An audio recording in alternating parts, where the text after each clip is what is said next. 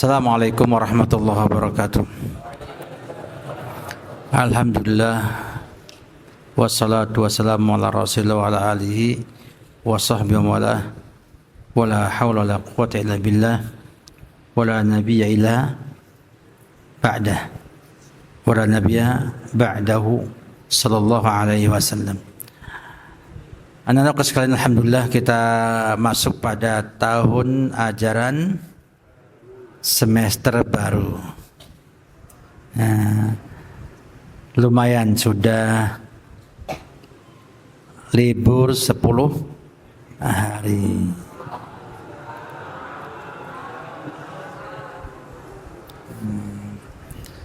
Itu kalau satu hari sama dengan 10 berarti apa? 80 hari ya. Kan satu amalan kan lipatnya 10 kali kan? Berarti kalau satu hari libur itu ibarat apa? 10 hari antum di pondok. Berarti apa? Sudah 80 hari antum gak di pondok. Rasanya mestinya sudah puas dengan apa? Dengan 10 hari. Kalau nggak puas itu namanya keterlaluan. Nah ya, karena orang lain libur cuma 2 hari. Bener, para guru itu aslinya cuma 2 hari liburnya. Tapi karena family cateringnya gagal, maka para guru akhirnya bisa lebih dari 2 hari liburnya. Ya, kalau family cateringnya itu terlaksanakan, itu guru hanya libur 2-3 hari tok. Nah, makanya jangan lihat ke atas, lihat apa? Ke bawah, biar antum lebih bersyukur kepada Allah Subhanahu wa taala. Nah, ya. Antum cuman belajar tinggal bulan Januari, Februari libur lagi. Dikasih kalau awalnya 10 hari dikasih 30 hari atau lebih. Ya, ya. Kalau juga nggak puas, antum bukan minas syakirin. Ya. Tidak bersyukur sama Allah Subhanahu wa taala. Kalau dipanjangin sekarang ini, nanti antum nggak belajar langsung apa? Libur bulan Ramadan. Paham ya? Jadi pesantren itu mikirnya panjang, jauh. Ya. Untuk antum semuanya. Makanya sebagai santri wajib berhusnudzon kepada pesantren. Nah, ya. Pesantren ini alhamdulillah sampai hari ini ya, semua yang dimilikinya untuk kebaikan lembaga semua, tidak untuk orang per orang yang ada di sana. Kenapa? Karena kalau sudah ada orang yang pengen ngambil keuntungan dari pesantren, maka akan mahal lah biaya pesantren tersebut. Maka itu bersyukur juga Allah mudahkan jadi santri Ibnu Abbas yang sampai hari ini masih termurah ya, dari yang lain-lainnya. Dan Allah rezekikan antum subhanallah ya, dengan MBG juga. Itu sudah subhanallah, nurun ala nur ya. Sudah nikmat di atas apa? Kenikmatan. Walaupun MBG ini bermasalah banyak. Ada yang mobil nabrak orang. Mobilnya apa? Nabrak anak-anak SD lagi upacara. Ya. Subhanallah, kok bisa? Ya. Nabrak pagar sekolahan masih nggak ngerem sampai nabrak apa? Anak-anak lagi upacara bendera. Upacara Senin. Antum nggak demikian. Sebagiannya MBG jadi makanan beracun gratis, antum jadi bergizi gratis. Luar biasa. Dikasih lagi susu kotak, snack. kering-keringan. Nah, itu semua adalah anugerah Allah untuk ngaji antum. Ngaji antum, apakah antum bersyukur atau tidak bersyukur? Sekolah lain itu MBG-nya makan nasinya cuma segini ya. Antum bisa nambah lebih daripada itu di pesantren. Nikmat Allah Subhanahu wa taala. Maka kalau antum gak syukur dengan belajar sungguh-sungguh di pesantren, antum khawatirnya jadi orang yang Allah cabut nikmatnya. Lihat di PD Jaya. Di mana itu? Di Aceh. Dulu banjir tenggelam. Baru bersih rumah. Malam ini Pak, banjir lagi. Dan ada yang meninggal. Naik motor, hanyut bersama motor dan pengendaranya. Hanyut semua. Karena gak nyangka. Pikirannya sudah banjir sekali, nggak ada banjir lagi, nggak demikian. Allah akan berbeda. Enggak. Antum dibuka pintu yang luas untuk dapat pahala besar, nyumbang. Kemarin dapat 4 juta ya? 3 juta? Saya lihat.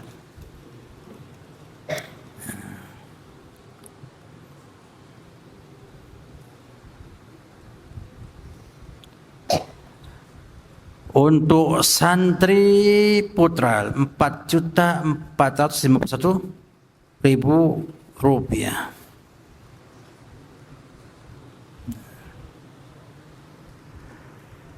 Siapa yang orang tua yang nitipkan donasi enggak disampaikan?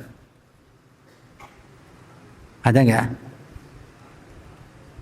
Ya, karena kita minta ke orang tua donasi untuk dibawa oleh anaknya ke pesantren agar diserahkan di pesantren. Jangan dikorupsi.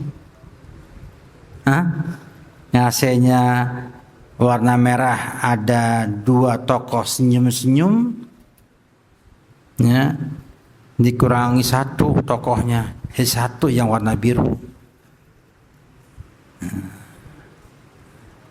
Kenapa? Kan itu bantuan untuk mereka yang sedang terkena. Relawan kita yang kita kirim ke sana melalui markas besar As-Sunnah itu juga mengalami juga banjir itu di sana. Nah, jadi nikmat ini lumayan luar biasa. Antum bisa tinggal di sini, ada hujan nggak banjir, ya enggak? Makan enak, tentram. Mereka makan saja takut-takut. Besok nggak ada lagi beras. Dikirim melalui Hercules. Sembako memang dari bandaranya ke daerah nggak butuh kendaraan lagi. Ya, sampai bandara iya. Bandara ke daerah butuh kendaraan. Dan untuk nembus kendaraan itu butuh apa? Kendaraan yang 6 WD. Tahu nggak 6 WD? Jeep yang banyak 6 pasang. Sulit untuk tembus ke sana. Bahkan sebagian ikhwah itu pagi naik perahu sampai siang baru ketemu tempat yang mau dibantu tersebut. Kita dilaporkan semua melalui grup kita untuk bantu mereka. Pulang dari bantuan malam. Itu pun mereka lihat di sebelah kanan kiri buaya pada turun dari daratan ke air berenang bersama perahu mereka. Ya, horor ya. Antum naik perahu, buaya apa? Ikut ngawal antum. Luar biasa ya. Dikawal oleh buaya. Nyemplung mati. Dan buaya kalau makan nggak semuanya, dimakan separuh. Kalau pas yang dimakan itu adalah bagian bawah, maka kaki sampai perut dimakan, perut sampai kepala dibuang. Kalau pas yang dimakan pas mulutnya kepala, maka kepala sampai perut dimakan, sisanya dibuang. Itu buaya. Ya, maka siapa yang makannya nggak pernah habis kayak buaya. Nah, namanya apa? Buaya darat.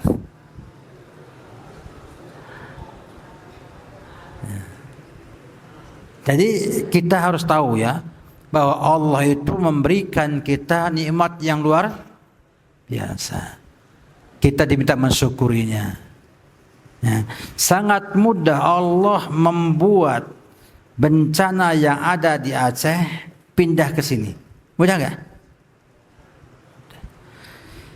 Zaman Nabi Nuh alaihissalam itu hutannya sangat lebat.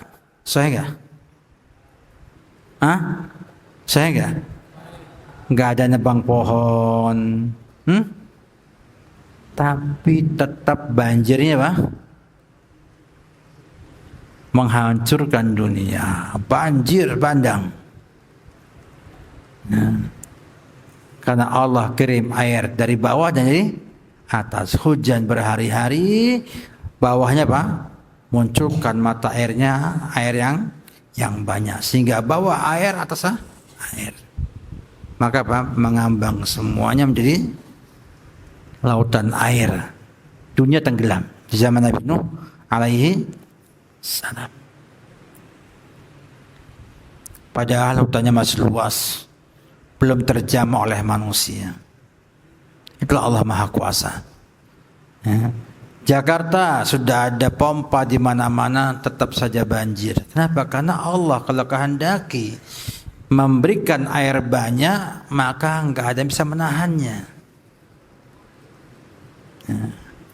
Maka antum berpikir kembali, mumpung antum diberi nikmat yang banyak, syukuri dengan baik nikmat tersebut. Tapi kita baca kembali buku kita. Ya. Sampai pada pembahasan sunnah fitrah. Sunnah apa? Fitrah. Ya. Yaitu wa ifa'ul lihyati wa haruma halquha, dan memelihara jenggot dan diharamkan mencukurnya. Hati-hati ya antum semua, jangan mencukur jenggot. Mungkin antum gak rasakan sekarang akibatnya. Allah Subhanahu wa ta'ala ketika melihat antum maksiat, bukan membiarkan antum tanpa ada hisab. Ya. Mungkin antum akan disusahkan hidupnya nanti akibat antum melanggar larangan Allah Subhanahu wa ta'ala. Antum patuh sama Allah, mungkin dengan sepatuhnya antum, Allah selamatkan antum dari semua bencana di masa yang akan datang. Ingat ya, jangan remehkan amal kebaikan dan jangan remehkan amal kemaksiatan. Dahulu ada kisah Nabi sampaikan seorang wanita pezina, ya, yang mengambil air di sumur untuk minum. Dulu sumurnya itu bisa dituruni di sana, bukan kayak di Indonesia sumur apa? Dalam. Ketika itu dia melihat seekor anjing yang kehausan. Sampai anjing itu makan apa? Tanah. Dan anjing tidak bisa nyemplung ke sumur. Kenapa? Tenggelam dia, mati nanti.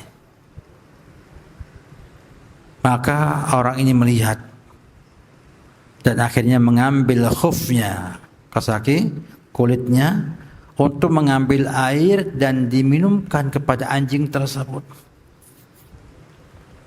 Maka anjing itu pun meminumnya sampai dahaganya hilang.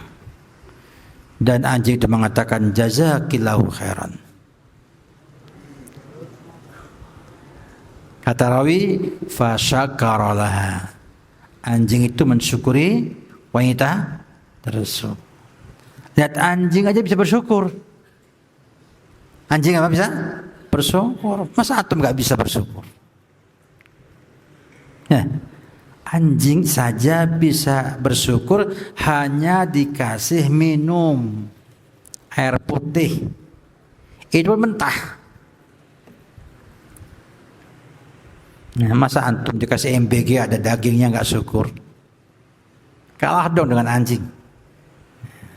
Cuman dia tidak bisa ngomong jazakillahu khairan. Kalau bisa akan ngomong begitu.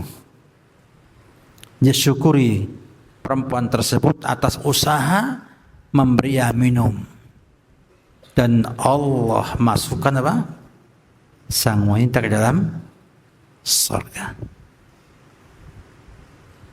Sepele. Yang dikasih minum apa? Anjing lagi. Yang kalaupun mati, antum gak tanggung jawab. Yang kedua, seorang wanita juga mukminah. Artinya bukan pezina. Punya kucing. Ya, kucing. Kemudian dia tutup pintu rumahnya, semua terkurung di dalamnya dan dia pergi. Tidak memperhatikan makannya kucing tersebut. Tidak ia biarkan di luar biar nyari makan sendiri. Dan tidak juga kasih makan ketika dalam rumahnya tersebut. Artinya dia tahu bahwasanya kalau ia tinggalkan makan akan mati. Cuma diremehkan sama dia, hanya kucing aja. Mati pun gak masalah. Dan ternyata Allah melaknat apa? Wanita tersebut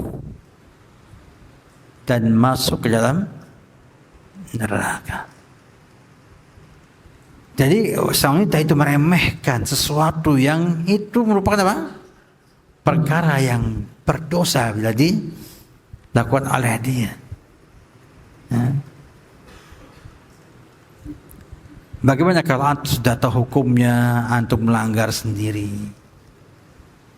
Ya, apa nggak takut bila Allah berikan balasan di dunia kepada antum sehingga antum susah, ya, tidak punya pekerjaan yang baik atau susah kemana-mana, terjemur oleh matahari, tersiram oleh hujan, ya, diterpa oleh angin setiap harinya hanya untuk mencari sesuap nasi, karena antum tidak mensyukur nikmat Allah Subhanahu wa taala dan tidak mau menjaga diri dari maksiat kepada Allah Subhanahu wa taala.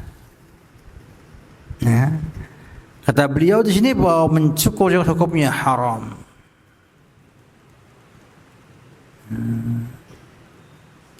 Kenapa? Karena Nabi katakan khaliful musyrikin wa faru adhiha. Sisi kaum musyrikin dan peliharalah jenggot-jenggot kalian.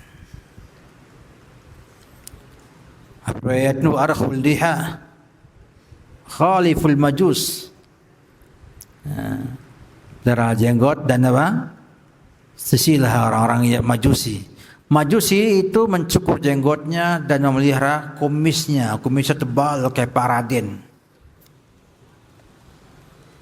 Ya, tebal ya, bisa apa? Gelinting.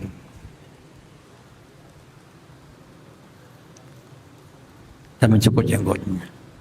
Kita diminta untuk menipiskan kumis kita dan memelihara jenggot kita. Orang Banu Israel, orang Yahudi itu memelihara jenggotnya dan juga memanjangkan kumisnya. Nah, kita sisih semuanya.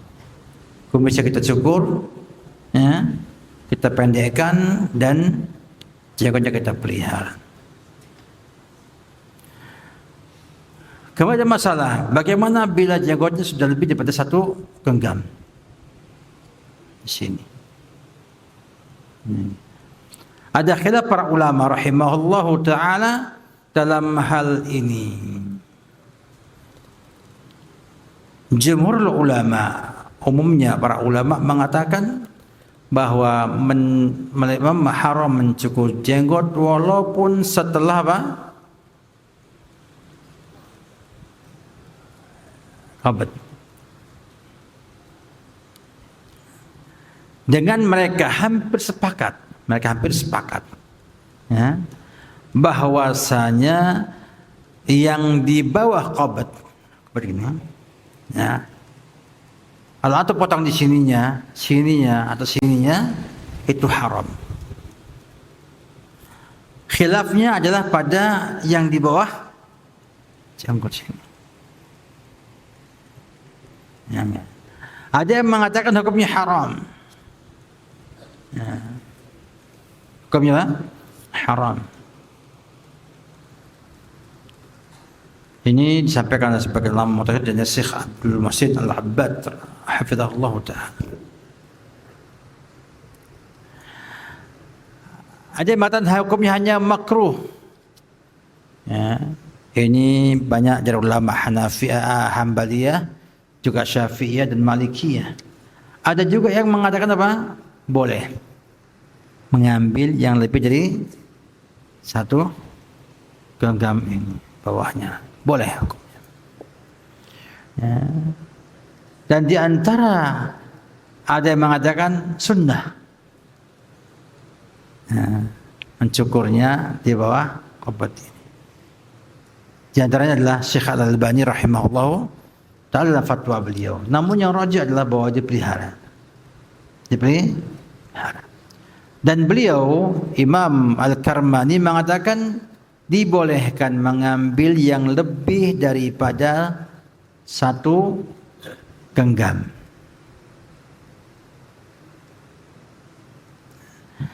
Mengambil athar dari sebagian salaf, ya, yang mengambil jenggotnya yang melebihi satu genggam. Di antaranya adalah Ibnu Umar. Idza hajja wa tamara qabada ala lihyatihi fama fadala akhadahu. Ibnu Umar itu ketika haji atau ketika umrah mengukur jenggot dengan tangannya diginikan. Bukan begini ya. Begini. Dibawakan gini. Dan dia mengambil yang lebih dari genggaman tangannya ini.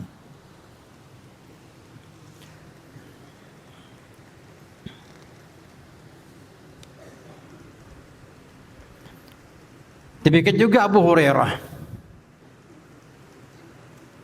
Hasan Al-Basri dan Ibnu Sirin mengatakan la ba'sa ayakhudha bihi min tul lihyatika.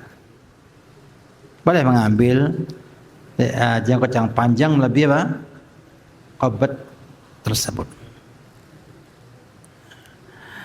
Oleh karena itu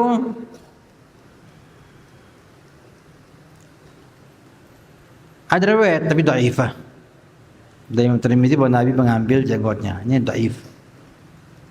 Sehingga banyak ulama mutakhir yang mengatakan bahwa tetap tidak boleh mengambilnya. Makanya banyak ulama di Saudi Arabia yang jenggotnya apa? Panjang.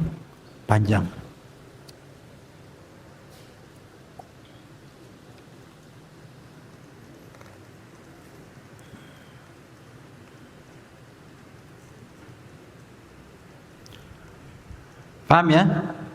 Dalam hal ini, taib. Wal khitan wajibun 'ala dzakari wal untha indal bulugh. Khitan sunat, hukumnya wajib untuk laki-laki dan perempuan ketika baligh.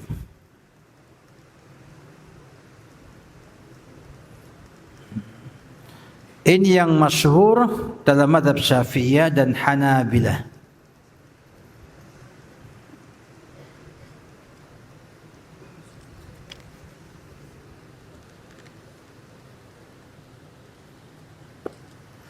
Ya. Imam Bukhari menyampaikan kepada kita sebuah riwayat dari Abu Hurairah, ikhtatana Ibrahim alaihissalam wa huwa ibnu 80 sanah bil Quddum. Ibrahim itu khitan dalam usia 80 tahun. 80 tahun beliau khitan. Dengan apa? Dengan kampak.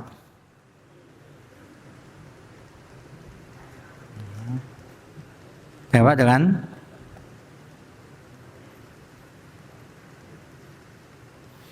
dan kita diminta fattabi' millata Ibrahim Hanifa. Ini pendapat apa? Mazhab Hanabila dan Syafi'i. Ada yang mengatakan itu hanya sunnah. Nah, ini mazhab Hanafiyah dan juga Malikiyah.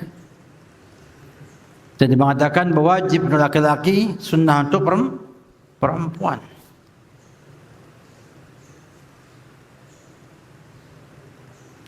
Ada batas wajib untuk laki-laki tapi mubah untuk perempuan. Balik. Yang belum balik khitan.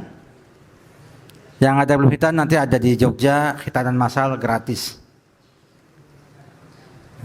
Sekarang mahal loh khitan sejutaan sekarang. Khitan. Tapi kalau ikut khitanan massal apa? Dapat peci, sarung sama apa? Sama uang. Nah, luar biasa. Wa qablahu afdal. Namun sebelum sebelum balik hukumnya apa? Utama. Bahkan Nabi katakan bahwa bayi itu dicukur kapan? Kapan dihitannya? Usia 7 hari. Itu adatnya bangsa Arab dahulu menghitan bayinya usia 7 hari. Dan memang lebih baik. Dalam artian apa? Enggak rewel. Nah, enggak apa? Enggak rewel. Enggak minta duit, enggak minta HP, enggak minta sarung ya. 7 hari. Kalau sudah mulai 7 tahun, merengek. Kalau enggak dikasih sarung enggak mau, kalau enggak sarung enggak mau. Ya.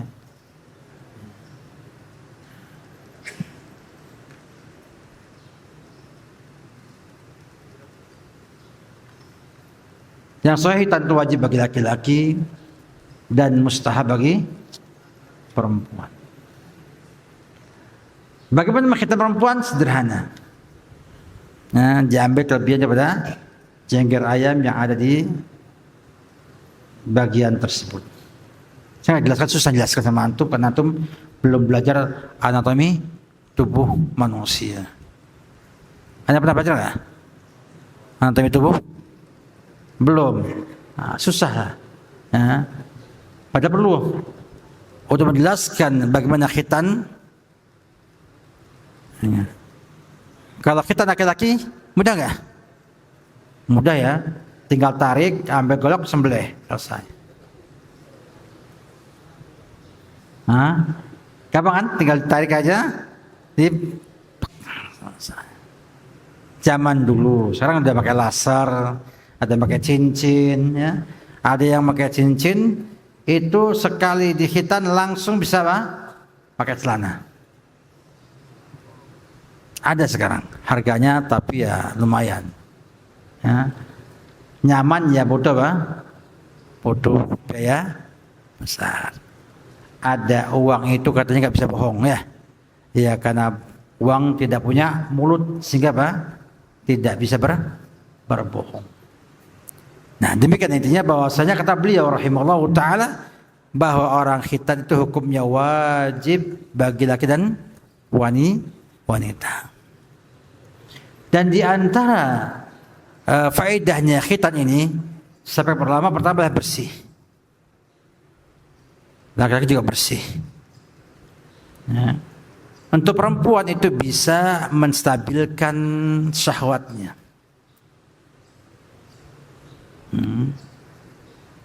Khususnya pada wanita Eropa, yang jenggernya panjang-panjang, perlu dipotong untuk stabil. Nah, mereka sekarang karena nggak dipotong oleh mereka akhirnya apa? Masuk tidak mampu mengendalikan syahwatnya sehingga mereka hidup dengan apa? Kayak bebas, ala binatang purba. Kumpul kebo biasa, anak 3 belum nikah. Subhanallah. Sudah punya 3 belum nikah. Jadi ngapain? Nggak tahu ngapain.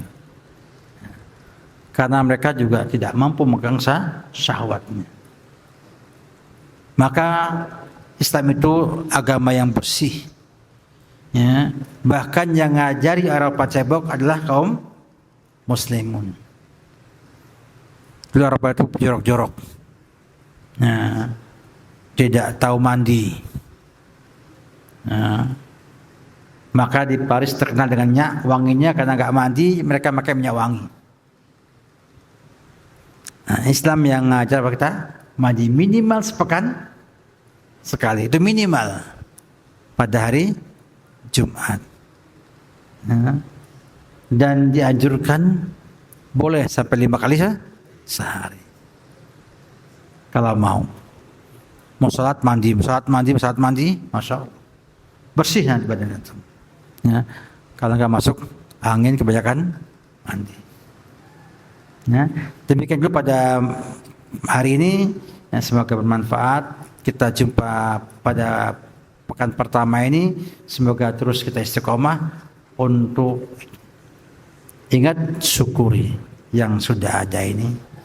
Ya, jangan sampai MBG-nya dibuang. Ya, harus habis. Ya, asal jangan makan kardus sama omprengannya. Ya, terlarang, tidak boleh makan omprengannya. Ya.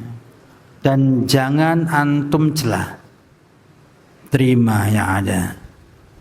Enak dinikmati, tidak enak dimakan. Semoga nanti Allah jadikan sebab antum dapat nikmat yang luar biasa, enggak di pesantren atau di luar pesantren, atau antum nanti sudah besar akan dapatkan nikmat daripada bersyukur kepada nikmat Allah Subhanahu wa taala.